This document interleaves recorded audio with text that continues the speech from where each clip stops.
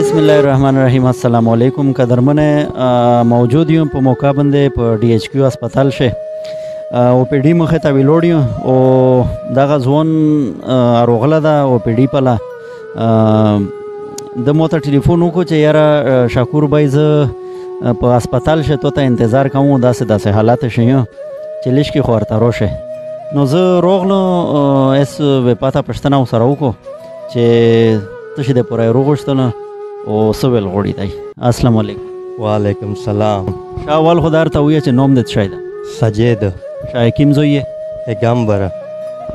شایز دار ته وشه چې لکه د ته پیدایشي دغه سي دا پیداوش نه دغه سي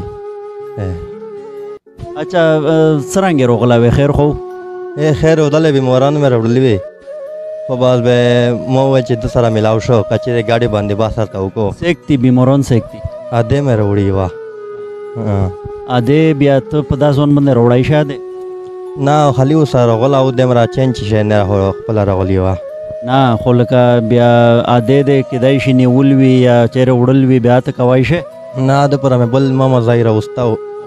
اغره اوستا شایس مې داسې ویل چې لکه نه راوړی نه ده پلور ده شتا نشتا پلور خو مې ډېر وړي کاو چې مړ شو دا اورینا مانشت نه را لکه وړی نه ده شتا نه اورینا مې نشتا دی اس لکه چې تو مو ته ټلیفون روکو بیا باندې څه چالو ته شي د پوره دی روکو مو دا د په درک چې لشکي کمو سره د لشکي چې سګه یغو کو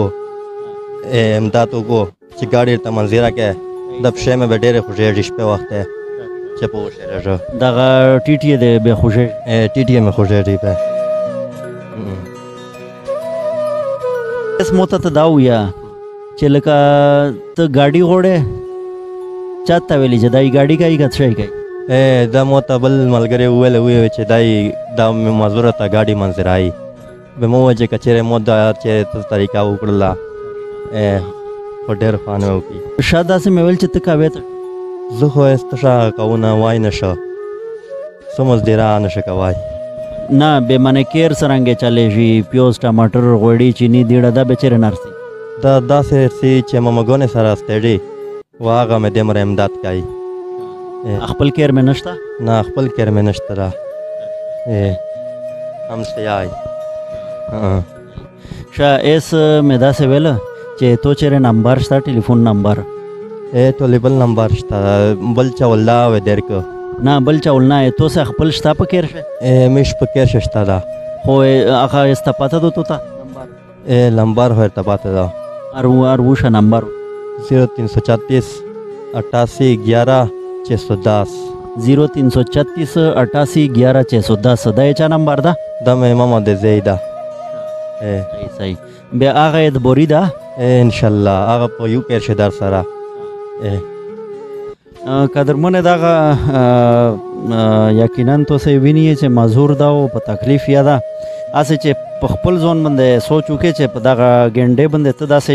خلیلش کې زیر ور کې بیا سړی ته هغه د تکلیف احساس وشي او د چې کوم حالات دي هغه تو سه په مخ شه دي چې دای سرنګ خپل جامدین تیرای په غټول وجود بوج په ګنډې باندې ده نو به هر حال اس نه خو بس مو دغه امر خبره زداوي نه خو بیا تو سه کچا سه واستو فیک بیا به وسره کوي تو سه ډیره مهرباني والسلام